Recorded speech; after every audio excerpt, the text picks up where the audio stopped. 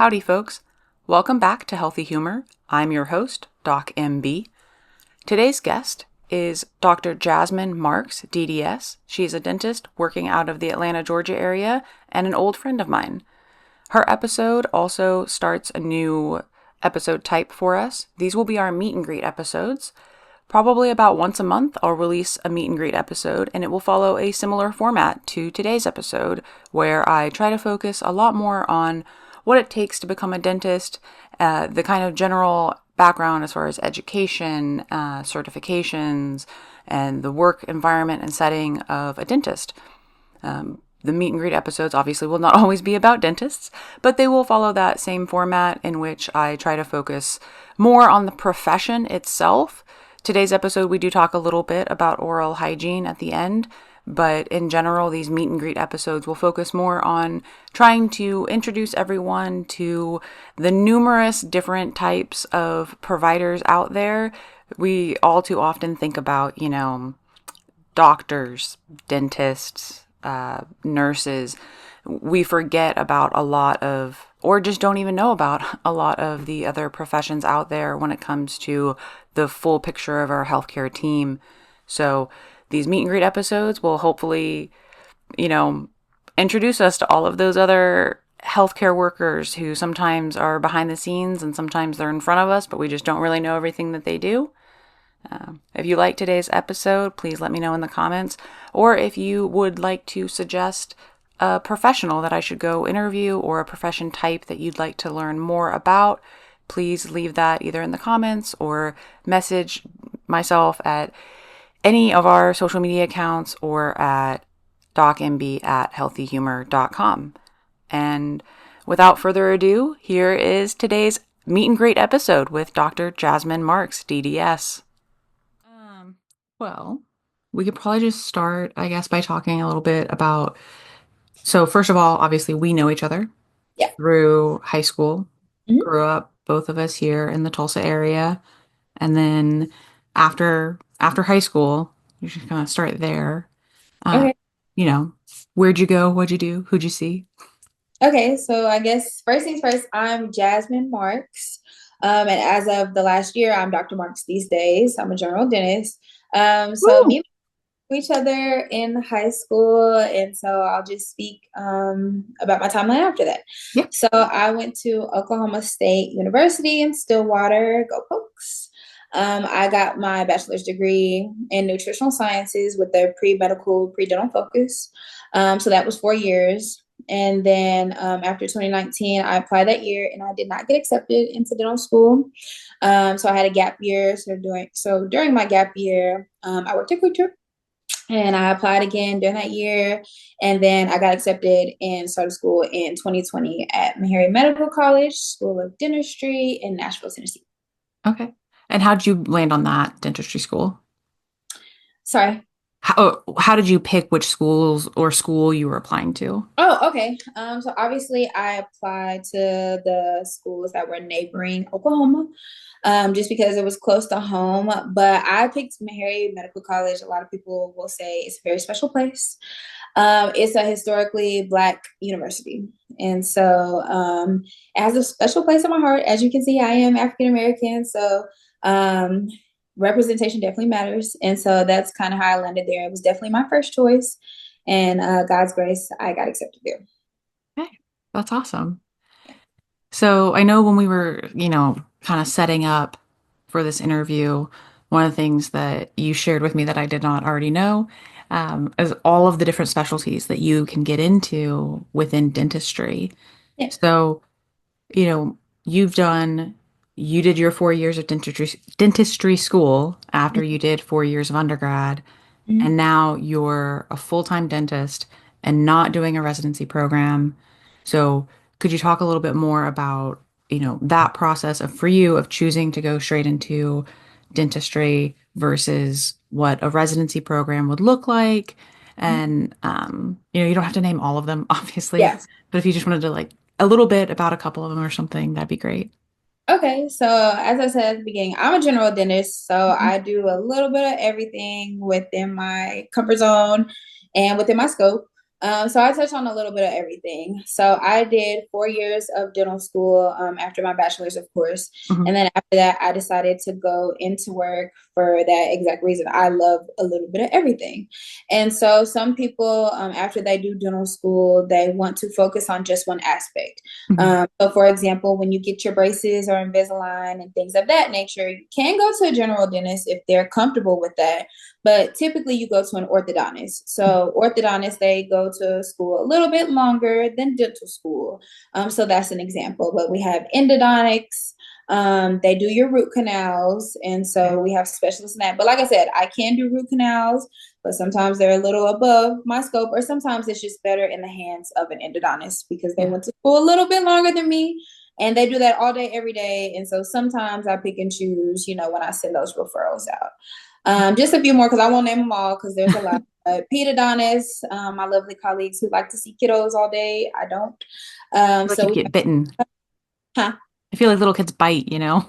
Yeah, well, adults bite too, Oh, but kids, I'm like, you gotta have a lot of patience for kids. So not my thing. I do see kiddos though. I just don't want to see them all day, every day. gotcha. And then you have your periodontists, oral surgeons, all that good stuff. But it's pretty much doctors who want to focus on just one aspect of dentistry. And then you have your general dentist like me, and I see a little bit of everything. Okay. Okay. So when you're going to refer someone out, like let's say it's for a root canal and you're going to refer them out to an endodontist, like where's your comfort level? And, you know, is it just kind of a gut feeling or is it, oh, they're going to need like this type of tool is going to need to be used and I don't have that same experience with that? Or, I mean, what's the decision-making process there? Sure, sure. So with me personally, I guess to backtrack a little bit, so Mhm. every tooth has a nerve, right? We all have a nerve unless we've had a root canal treatment done. So some teeth, the anatomy of each tooth is a little bit different. And Mhm. so some teeth have one canal, some have two, some have three, some have four, some have more than that. And so with me, I tend to just like to do the root canals that only have one canal, easy peasy, get it done. And then anything above that, I usually refer to my endodontist. If it's far back in the mouth, refer to my endodontist. Usually, I like to keep it pretty simple. Yeah. And then when it comes to referrals, because I know with, primary care physicians, when they refer out to, you know, if they're going to refer you to an endocrinologist or to radiology or any of that kind of stuff, sometimes it depends on where they're practicing, where they refer out to. Sometimes they keep it within the same hospital group. Yeah, Sometimes it's just kind of, no, this person's the best for this. yeah. So does your practice have, relationships or is it more case by case who you think is going to be best for that given patient? Yeah, so my office is great in that we have most of the specialists in my office. Hmm. And so I work in Fayetteville, Georgia. And so at my office, I have an endodontist, I have an orthodontist, I have an oral surgeon, I have a periodontist. And so we keep most of everything in house. And Okay. patients absolutely love that because, I refer them, but then they get to see me down the hall on the day that they're getting their specialty treatment. And insurance can be a little tricky when you do outside referrals, so they like that too because it stays in house. I know with other dentists, it can be a little different. Not all dental offices have specialists in their office per se, Mhm. but usually they make connections with an endodontist down the road or somebody that they have built rapport with, and then they pick who they refer to. But in my office, we try to keep everything in house because people like that. It's just a whole lot more convenient, and we can see everything in their chart, which is good for us. Okay. Mhm. Well, and then, I mean, that helps obviously with record sharing, like you just said. And Yeah. you mentioned, you get to see your patients the day of, even though they're seeing a specialist. Mhm. That has to help so much with comfort levels, Yeah, it does. right? Because usually, as the general dentist, I'm the first person, making the connection with the patient. And so then, if you're like, oh, here's Dr. Such and Such, go to them. They're like, who is that? But, when they come back, I'm like, oh, hey, I'll introduce you. She's amazing. She's going to take good care of you. I know we're scared of needles because that's usually what the story is. If you need me to hold your hand, I'm just an opportunity away. So usually patients love that. It works out great. So I really like that aspect of my office that I'm in right now. Do you have a lot of patients that are scared and you need to hold their hand like that? Yeah, usually the needle, that's the first question. Doc, am I getting a needle? Usually that's and I get it. Like the mouth is invasive. I tell my patients all the time, it's kind of like going to the OBGYN. You're like, I don't want to go, but I gotta go. I get it. It's the dentist, the same thing. I don't want to go, but I gotta go. So usually, I just talk them through it. Usually they end up being fine. Okay. And those, I mean, those are patients that have at least kind of already, come to see you. What if I ran into you on the street and I was like, "Oh, you're a dentist." Like, I'm terrified of the dentist. What would you say to me? Yeah, so obviously I'm like, come see me. But I just like to remind patients, first of all, that I'm human first. Okay. I know I got this big, fancy, expensive degree, but I'm still human first. So I usually, for my patients that have dental anxiety, because dental anxiety is for sure a thing, just like people are scared of spiders, snakes, heights, whatever, dental You just anxiety. named all my fears. Thank you. Yeah, I'm like spiders, please don't. So it's a real thing, especially if you've never been to the dentist. We typically fear the things that we don't know. And Mm. so with my patients like that, I talk them through every single step. Hey, I'm Dr. Marks. First, we're going to get x-rays. It might be a little uncomfortable. You're going to get a lot of bite. You're going to bite a lot. We're going to take pictures. That's the first step. And I usually, talk them through every single step. And they're like, oh, it wasn't even that bad. But when you don't know and you've never been, it's like, I'm scared because I don't know what to expect. So I tell them what to expect. And usually by the end of the visit, they've made an appointment to see me again. Okay, that's great. So you kind of use education as your tool. You let them know what the what is Mhm. and just kind of take away that unknown for them. Yes, Okay. for sure. Yeah, that's really awesome. I think that's kind of a refreshing way to do it besides just, don't be scared. Yeah. Like you I'm get like, that all the scared. I'm time. like, no, I'm still scared. Yeah. Yeah, really just talk them through everything, especially when the needles come in. I talk them through every single thing. You're going to feel a pinch and it's not going to be great, but this is the worst of it. Once we're past this, we are good as gold. Okay. Okay. Well, that kind of segues us into kind of what I really wanted you to talk about today, which is that dental oral hygiene that we all know we should be brushing our teeth and Yes. flossing and doing all that stuff. But like, I mean, how often do we need to come in for a cleaning? How Mhm. often do I really have to floss every day? Yeah. Kind of a personal question for me, but Yeah, sure, sure. So obviously you need to come in as a new patient so we can see what's going on. Mhm. If everything is healthy and everything looks great, we typically like to see those patients every 6 months, just because things can change. But it kind of just depends on what's going on. So if we have cavities, obviously we don't want to see you every 6 months. We need to get that treatment done as soon as possible because it's not going to reverse itself. It's only going to get worse. Patients who have gum disease, obviously, we want to see them more frequently than 6 months so Okay. we can manage that disease. But it kind of just depends on what's going on. But if everything is healthy, we at least want to see you twice a year. But if things aren't healthy, then that number kind of varies. Okay. Okay. So when you're in there and it's aside from and you're doing that evaluation, aside from like cavities and I guess gum disease, you mentioned that, what else are you really looking for when you're in there? Yeah, so we're looking for any abnormal lesions, anything obviously dealing with the teeth, dealing with the gums, palate, cheek, anything of that nature. But some of it is medically related. So a lot of patients Hmm. don't tie the mouth to the body for whatever reason. But the mouth is the gateway to the body. And Hmm. so I'll just use this as an example. If I have to prep a cavity, I have to get you numb. And then the numbing medication that I use, it has epinephrine in it, or as known as adrenaline. Hmm. It's going to shoot your blood pressure up. And so I check your blood pressure before I even get started because I need to know where you're at. And so if your blood pressure is high, then I Hmm. can't treat you. And so Okay. I kind of usually get a little bit of pushback from time to time because they're like, I've never been to a dentist.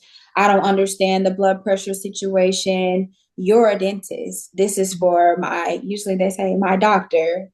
So, you just have to do a little bit of education, but some of it is tied back to their physician. So, I'll have conversations about blood pressure. I'll have Hmm. conversations about diabetes. Hey, when was the last time you saw your PCP? Your A1C, you're saying it was high the last time you went. That's going to affect the things that are going on in the mouth. Hey, you're pregnant. When's the last time that you saw a dentist? That can affect your baby and things of that nature. So a lot of people just don't tie them out to the body. I think because when you say, oh, I'm going to the doctor, usually people are like, my physician. Hmm. Say they're going to the doctor, it's usually not their dentist. And Okay. usually people are like, our dentist doctors? It's kind of like they don't really know. And so I get it. But, from my standpoint, I really like to just educate, educate, educate. Hey, everything starts here. And if you have disease here, I mean, it's not going to reverse itself. It only has one way to go, and that's to the rest of the Right. Okay. So let's say it's like I'm in between visits to the dentist. body. Uh, are there things I should be looking out like as obviously, we can get into in a second frequency for brushing and flossing and all that kind of stuff. But like, is Yeah. there anything I should be watching out for in my mouth that might say, "Hey, no, I should probably go ahead and like, go ahead So and call and get in sooner." yeah, yeah. So any bumps, any like abscesses usually pitch like I think I have a bump. Hmm. Any pus, like any discharge coming out of the mouth, any pain, any white red spots, just anything that just doesn't look normal. Okay. Usually pain is a telltale sign that something is going on. And the second telltale sign is usually bleeding. I usually say bleeding because patients are like, I think I'm brushing really good because my gums bleed every time that I brush. And I'm like, okay, let's put this into perspective. When you're taking a shower, if you're scrubbing your body and your body Mhm. bleeds, you're not going to think that's normal. Okay. Right. If we're brushing our teeth and we're flossing, we shouldn't think blood is normal because it's not. So we need to, discuss, evaluate, and figure out what's going on and why we're bleeding. Yeah. I love that comparison though to scrubbing on your body though. And Yeah. like, because it is, I mean, you're getting the dead stuff off, you're getting the germs off, Yeah. things like that. And it's the same thing that you're doing with your teeth. Yeah. Same Yeah. thing. Same thing. So if your arm is bleeding and you're in the shower, something's wrong. Same Right. with your mouth. If you're scrubbing your tongue, you're brushing teeth, flossing, whatever the case may be, and we're seeing blood, something's going Okay. on. Okay. Well, and then, okay, so we brush twice a day, three Yeah. times a day after Twice every meal. twice a day and floss. Okay. And string floss.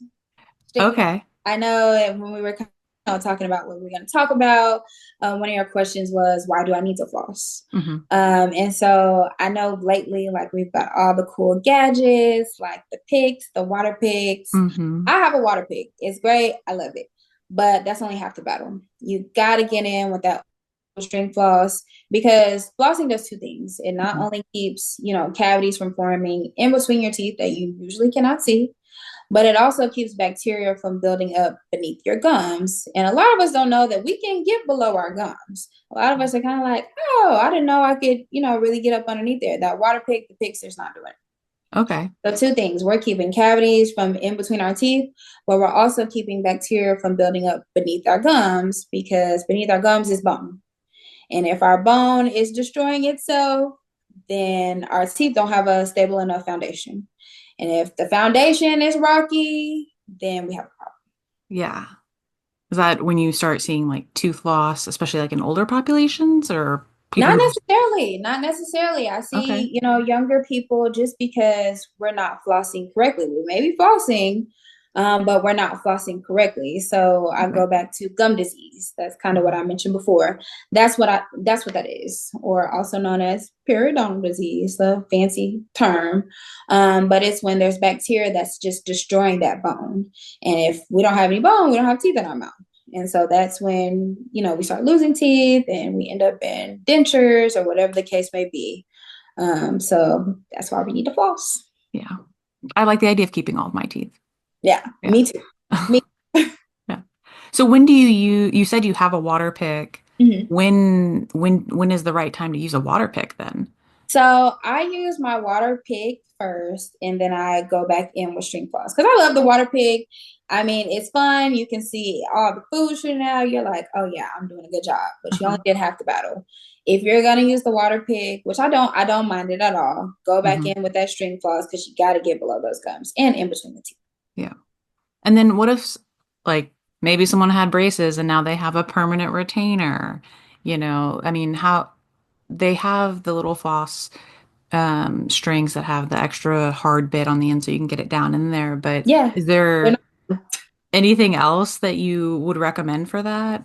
Yeah, so they have these new kind of floss because I know those can be a Mhm. little painful. They're a little tricky and annoying. I had braces, I definitely get it. They have something on Amazon. I think Target sells it too. Shameless plug to them. But they're called like orthogami. So like ortho in orthodontics and gami like origami. Hmm. A lot of my patients with the retainers and the braces and the things of that nature, they love it. So shameless Okay. plug there. I haven't used it. I still use the threaders, but a lot of my patients who have that, they definitely like it. Okay. It's just easier for them, I guess. A little bit easier to manage. A little bit Yeah. easier. Okay. So outside of flossing and brushing, what is it that like people probably should be doing that th're just not doing for their oral hygiene? Um, well, I was gonna say flossing. I know people that's a main thing, but I think just coming to the dentist and seeing what's going on. I mean, you'd be surprised, looking at somebody smile or laugh, you're like, they look like they have a healthy mouth. And then you take x-rays, you do your exam, you look at their gums, and you're like, oh, we need a little bit of TLC. So if you're looking in the mirror, you're like, you know what? I think everything's good. Still go to the dentist because we're going to be able to obviously get x-rays. Hmm. I know it's 2025, but we don't have x-ray vision quite yet. So you don't know what's in between your teeth. You don't know what's below your gums. So I would say just those frequent visits to the dentist. I think Okay. that's the thing, that's lacking. Yeah. Okay. And then, I feel like we've covered like a nice little range Yeah. of, you know, definitely like dental and oral hygiene basics. Is there anything that I haven't asked that you would just really like people to know and be able to take away from this interview? I feel like I touched on a lot of it. I don't know. I feel like I don't have much else to say. Go to the dentist. I mean, shameless plug, obviously, because I'm a dentist. But I mean, it's just so important, especially because, I mean, obviously, I'm seeing patients every day. And I'm just seeing, there's just a lack of understanding. Like, doc, I never knew that my diabetes was tied to my mouth. I never knew that my heart could get involved. I never knew that. And Hmm. I love it because I'm like, good. I'm glad that, we're educating you and because sometimes if we don't know, we just don't do better. Hmm. And so, just we can make the difference for sure. Dentist for sure. Obviously, I've said because I'm biased. But I've sent, so many referrals to patients like, you need to go get this checked with your PCP. We got to know what's going on. If you're uncontrolled in your body, you're most likely uncontrolled in your mouth. If you're Hmm. uncontrolled in your mouth, you're definitely uncontrolled in your body. So, just educating, that's my biggest thing. But obviously I can only speak for myself. I think I'm a pretty cool dentist. I mean, I'm a new doc, young doc, obviously. Yeah. But just make a connection with your dentist. I mean, because we're human. Do I go to bed sometimes and I don't floss, I forget? Yeah, I do sometimes. I'm human. I'm absolutely not perfect. So just remember that your docs, we're human. Yeah. Meant to. We just have this big expensive degree. Yeah. And a few years to get that degree. Yeah, a few years and a few gray hairs Yeah. at Oh, I 28. have more than a few gray hairs. I was like, oh, is that okay? All right, it's fine. But yeah, Okay. Well, and I'll go back in and put it at the beginning of the episode, but I would like to thank you, Dr. Jasmine Marks, DDS, yeah, for being on Healthy Humor today. you're welcome. Hopefully, I touched at least one person. Hopefully, but every time I see somebody before I became a doctor, I'm like, it's jazz to you, like all that. But thank you. Thanks for having me. It means a lot for sure. Definitely excited to be a voice, even if it's just the one person. So I definitely appreciate you, thinking of me and having me on. Hopefully I didn't do too bad. I'm nervous these days, but I really appreciate you. No, I think you did a really, really great job, and I think people are going to enjoy listening or watching to this episode. Yeah. Um, and I would love to have you back on later when we cover some other things within dentistry and things like Ooh, that. And I know you said you have some connections for me for other interviews as well, so I will yeah, be yeah. reaching out for those. Friends everywhere, boyfriend, Yeah, I love it. got a lot of connections. So just let me know, especially because a lot of my friends, took that residency route. so they can, give their perspective on that. Yeah. Yeah. We learn a little bit more about what goes into those specialty programs too. So that'll be Yeah, good.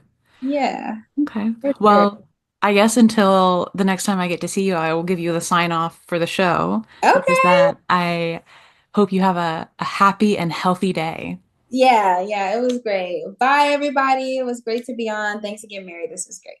Thank you, Jasmine. I'll talk to you later. Okay, sure.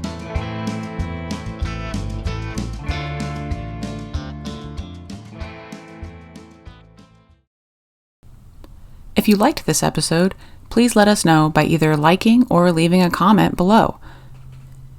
If you would like to suggest a professional or professional type for Doc MB to interview, please also leave that in the comments or message Doc MB on any of the social media accounts or via email at docmb@healthy-humor.com.